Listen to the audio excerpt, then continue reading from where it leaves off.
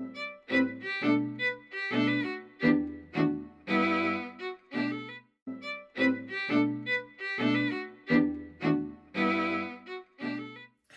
doody, my name is Susie, and today I thought I would share with you this incredible recipe, which is basically almost not a recipe, to making these lentil-based crepes. And all we're going to need for this recipe is 1 cup of lentils to 2 cups of water, and those are basically the ingredients. And of course, it's optional if you want to add a pinch of salt. We're also going to fry these up in a non-stick frying pan. So we're going to need a little bit of butter, and that's basically it. We're going to turn this into really beautiful, you can use them as a flatbread, or you can use them in a dessert as a crepe.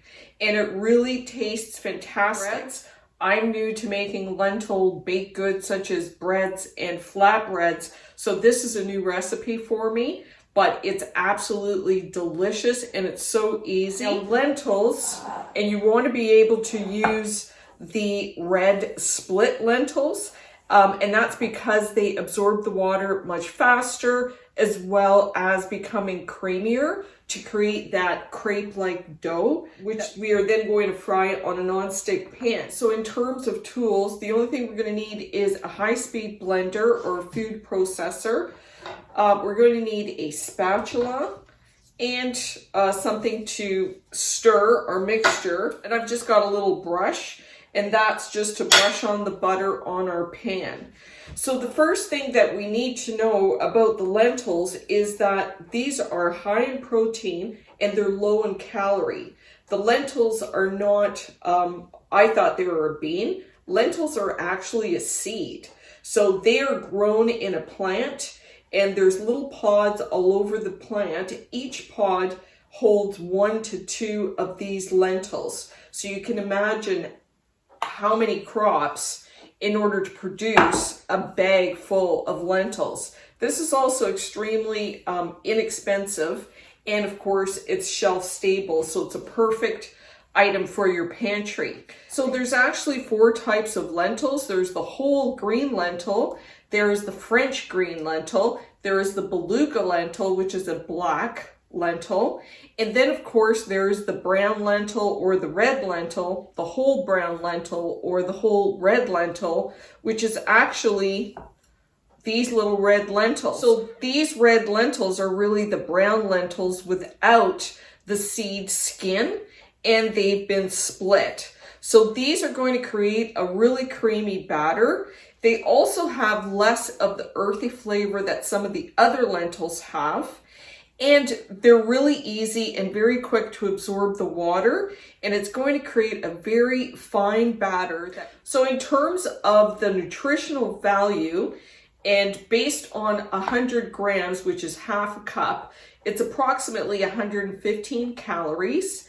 There's 9 grams of protein, 24 grams of carbs, but there's about 9 grams of fiber. So your net carbs are going to be around 11 or 12 net carbs. These are also very rich in protein, as I mentioned, but these are an incomplete protein because they are missing a couple of the amino acids. So if you are vegetarian or vegan, if you eat lentils along with a grain, such as rice, the rice has the missing amino acids that the lentils don't have, so eating them combined, lentils with a grain, gives you a complete protein. And that might be important for some of you that are really looking for that nutritional punch and are looking for a replacement to protein that you get through meat. That is the nutritional value. It's also high in minerals such as iron and magnesium.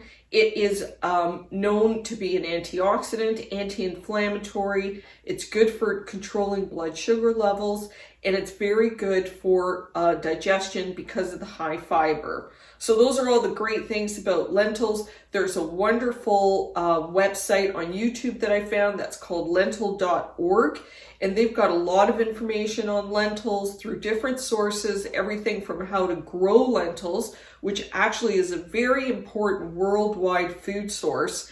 And lentils are one of those eco-friendly or environment-friendly plants in that it adds more carbon to the soil than it actually takes. So there's a lot of benefits to lentils, and it's really interesting when you start looking into how they're grown, how it's a very sustainable seed, and there's so many different cultures worldwide that use lentils that the recipes are endless. You can try them with so many different spices and create so many different things. But today we're going to get back to our flatbread. I also have a lentil bread recipe, which I may add as a second part to this video because I don't think I'm going to have enough time to do everything. So easy peasy. The first thing you want to do is you take your 1 cup of lentil and you pop it into your blender, and I'm using a blender. It's not a high power blender. So I'm going to blend this for about 2 to 3 minutes on liquefy, and that really gives me a smooth batter. So you're going to just take 1 cup of lentils, you're going to pour it right into your blender, and 2 cups of water, and that's it. That's the recipe. But you're going to need to let this sit for a minimum of 3 hours. You can let it sit overnight, but it actually works better if you just let it sit for the 3 hours, because the consistency of the batter is really perfect and it flows perfectly to spread out your pan and create that very, very thin crepe. So we're going to let this sit for 3 hours to soak, and then I'm going to come back and show you the next step. So it's been 3 hours, and you can see how much the lentils have actually absorbed the water. So I'll just show you the size of the lentils, and you can see. Can you see? So now all we're going to do is I'm going to pulse the blender and try and get this into a smooth paste. And it really doesn't take long before it becomes creamy, but to create that really smooth batter without any little bits, I let it run for about 2 to 3 minutes until I knew it was really, really smooth. And you'll be able to see, if you can see bits flying around, then it's not totally smooth. When you don't see any bits flying around, then you know it's done. So now it's perfectly smooth. I'm going to take this right in my blender because I'm going to be able to pour right out of my blender into my frying pan. And I'm going to show you a couple little tips on how to get a nice crepe or a lentil wrap, however you want to call them. Now I'm just getting my station all prepared. So I've got my non-stick frying pan ready, and you need a non-stick because these crepes are quite tender. You need a good spatula that isn't going to scratch the non-stick. You need a little brush, and I've got a couple of tablespoons of melted butter. You can use any kind of oil, but the melted butter is going to taste better. And I've got a plate for the crepes once they're cooked. So the first thing you're going to do is you want to get your frying pan hot. So start it off on high and give it about a minute or so to get that frying pan hot. So I'm just turning it on high. I want to heat up my pan, and then I'm going to turn it on to medium high, and I'm going to start cooking my crepes. I found that as I was going along and the pan was nice and hot, I was able to stabilize the heat. So it was easy to make all the crepes without burning, and I was able to even calculate the time. The first crepe is going to take a good 2 minutes per side. These are quite wet, and you need them to cook all the way through, even though they're thin, but you need them to cook all the way through and to be dry on one side before you're able to flip. And I'm just going to mix my batter from time to time because I don't want that batter to separate. My pan is hot. I can see it smoking a little bit, so I'm just going to turn it down to medium. If it gets too hot, I just lift it right off. Okay. So my pan is hot, and I'm just going to take my butter like this. So I'm just taking my butter. I can hear it sizzling, but it's not burning the butter. And then I'm just going to pour my batter directly in, and I'm only going to pour, I'm going to pour a pancake that's about 6 inches wide. Once I've got it lifted off of the heat, it's easy to spread around, and you want a fairly thin pancake. So this is our first crepe or pancake or wrap, whatever you'd like to call it. And I'm going to time it for 2 minutes, and I'll show you. So you're going to start seeing some little bubbles popping, but what you really want to see is this batter dry. And visually, I don't know if you can see it on the camera, but visually you can see the wet spots and the dry spots. And these are so tender that if you don't give it the full 2 minutes initially to really cook all the way through, then you're not going to be able to flip them because they will just break. So the only thing really that's going to hold this crepe together in order for you to flip it is that it's going to be cooked all the way through. I just want to add the butter so it sizzles, not burns. And then I'm going to pour my batter. About 5 inches, 6 inches in size, and off the heat.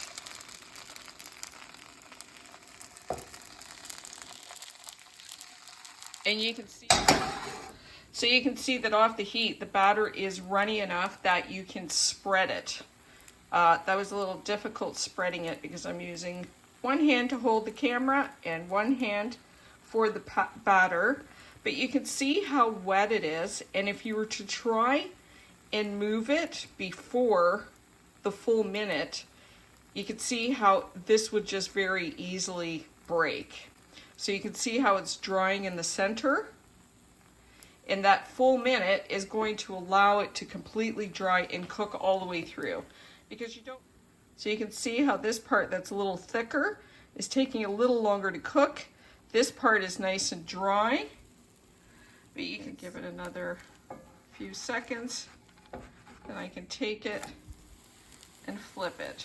Look how pretty that is. And then I'm going to make sure that I cook it 1 minute, 1 full minute on the other side. 1 minute to 2 minutes, depending on how thick your batter is.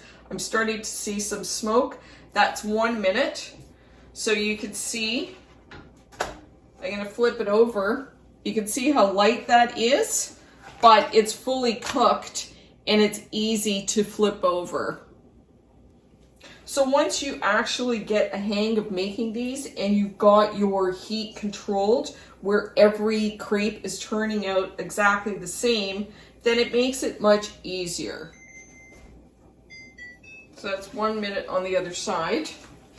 And I will just show you. It's light, but it is cooked all the way through. And if you want to brown it, sometimes I just turn it over and give it another 10 seconds, obviously not off the stove. So depending on the size of the crepes that you make, if you're making around 7-inch crepes, then you're going to get anywhere from 8 to 10 crepes using this recipe. So I'm going to continue making these crepes, and then I'll show you how I plate them up with some blueberry sauce and whipped cream. Seconds. Look at that. Perfect. So I've got all my crepes, and I'll just manhandle the one that I've already touched. But you can see how you can easily use this as a wrap. It's soft and tender, and it's just like a crepe. Basic recipe, you can flavor this with anything you like in terms of salt, pepper, curry, paprika, whatever you like. You can see how nice and tender this is. 9 crepes, because some of them were a little bigger, but generally speaking, you're going to get 8 to 10 crepes. They really do taste like crepes to me. It's a very neutral flavor. So, and that's why you can add additional spices. You can use this as a wrap. You want to make a tuna wrap, chicken wrap, vegetable wrap, cheese, whatever. But I use this to make a dessert because I think it's great as a crepe. And to make this crepe, all I did was I just took some blueberries, actually frozen blueberries. I reserved half and put half into my frying pan with a pat of butter. warmed them up and broke them down. And then I just added some of my sugar-free jams to the pan and added a little bit of liqueur just to thin it out. And it turned into a really nice sauce. So you can see, it makes a beautiful presentation. So it tastes great on its own, but I think it tastes superb with some fruit and cream.